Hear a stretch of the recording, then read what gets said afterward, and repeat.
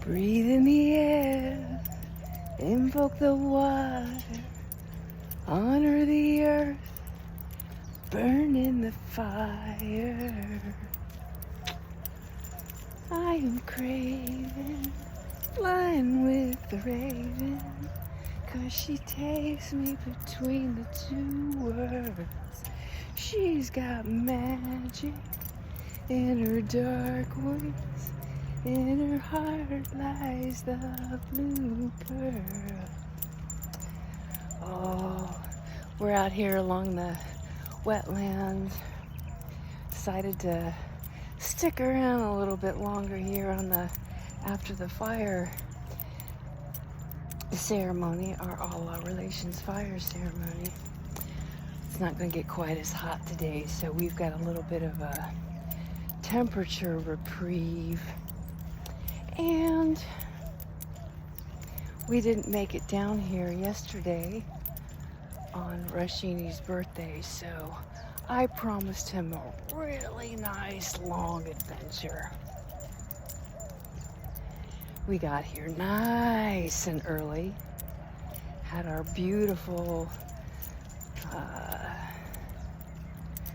meditation walk, getting the heart rate up, at least for me. I think it was working for Rashini too. He was having a blast.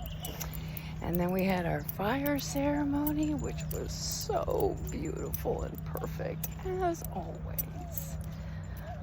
And beautiful, beautiful, wonderful insights. What I'm finding so beautiful is we're really centering in on ceremony versus, well, you know, the other piece with like the more of like the, I'm not sure how to term it. It's not really like a counseling or anything like that, but we were kind of, yeah, we tightened things up, and it's like, whoa. But at the same time, that was very synchronistic with the planets and the energies, and needing to really delve into those places and hear each other's hearts and question, and really was letting people know, you know, I don't care how many times you've been around the spiritual block, we gotta work it. And we're being called to work it on a very collective teamwork type of effort. So it was just so beautiful. And it is still so beautiful. And it's going to continue to be beautiful. And that's what I love about spirit. Sometimes it may not look like it. But boy, once you get through that storm, that rainbow is gorgeous. And then we get to do it all over again.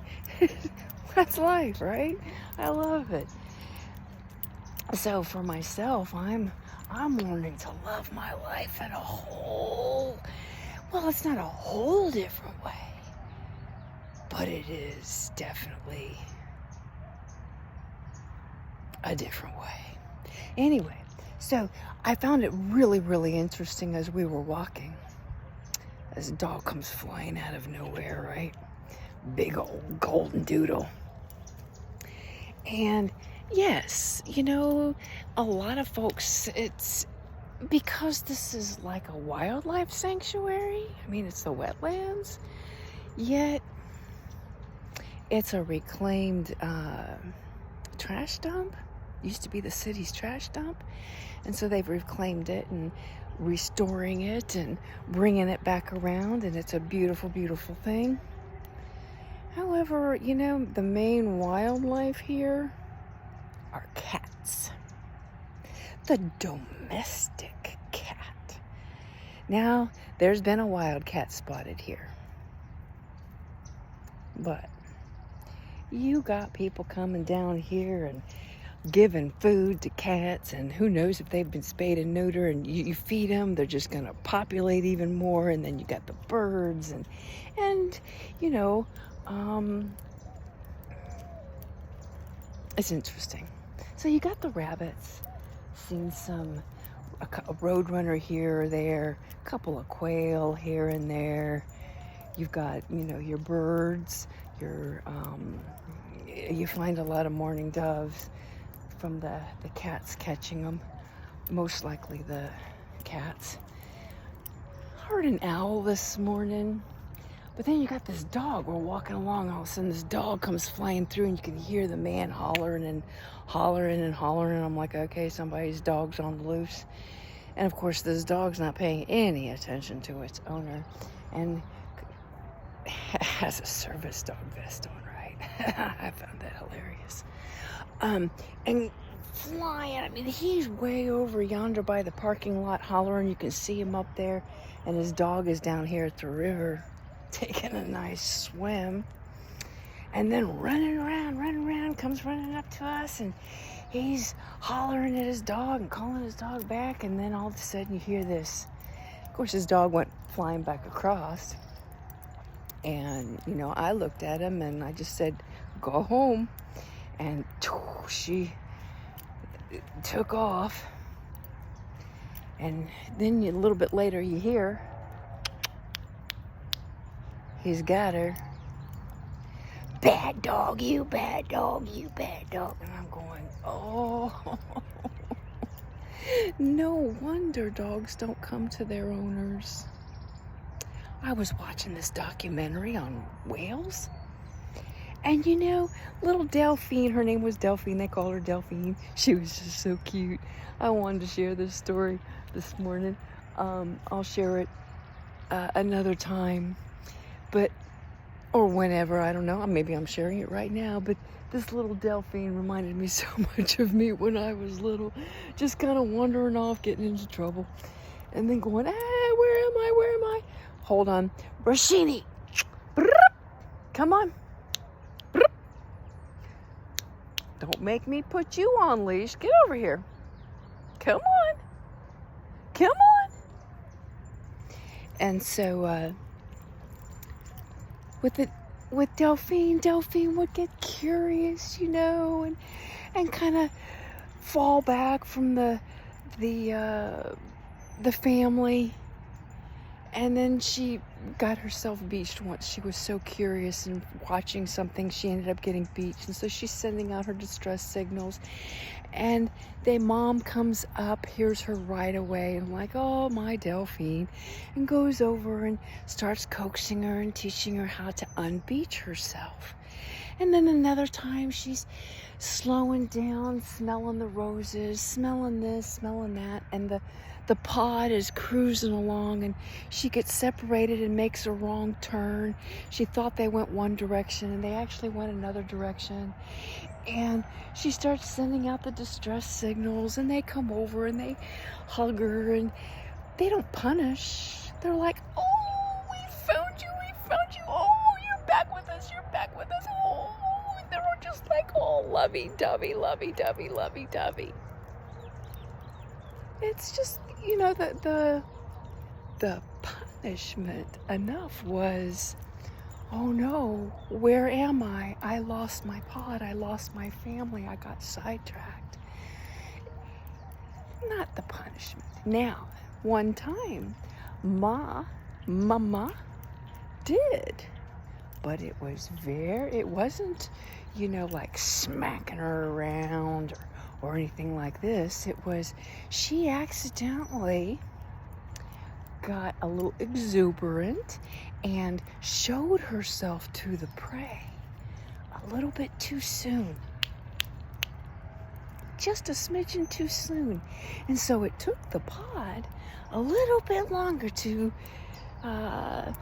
secure the meal.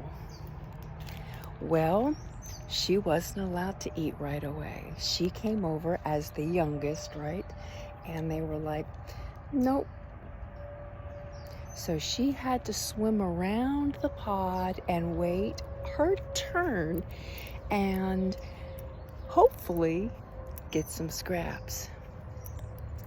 And then when she went back in a little bit later, she did get a scrap. But when she went back in a little bit later, nothing was said. She was allowed to feast. And that was enough. The next time they went hunting, she focused much, much better, and actually secured the food for the first time for the pod. And of course, there was a celebration. Delphine grew up. So, and you hear this with the other, like Ubuntu. Maybe many of us have heard the stories of the Ubuntu and some of the community over there. You sing your song. The mother hears your song while you're in your womb, and she starts singing it to you while you're in the womb. And then when you're born, the community learns your song and sings it to you. And then when you become that fool who has lost your mind for a little while, because we all do it, the community sings your song to remind you who you are. They encircle you and sing you your song to remind you who you are. They don't punish you. They don't shun you. Now, here's the difference between that society and kind of where we are right now. We are taught. We are entrained. We are brainwashed away from what our real truth is with all this BS, right? I remember as a little girl showing, my truth and just being who I am. And I got punished and shunned for it because you're not supposed to act like that. You're not supposed to be like that. We don't believe that. That's not true. Not this, not that, whatever, So we get to remember on our own, and it's our soul tribe who begins reminding us who we really are. And aside from biological upbringing, societal pressures and beliefs that are put into our path to whatever. Anyway, it's a self-discovery. So it's interesting. Two sides of the world, two ways of working it. But that's how Spirit loves to, have fun with itself. And that's why they say, don't take life so seriously. No, you gotta laugh. You gotta laugh at the crazy stuff we do as humans to have these, we're spiritual beings having a human experience. So laugh at the human experience. It really is freaking hilarious when you don't take it personal and get yourself out of the way. Anyway, loving y'all, gotta go.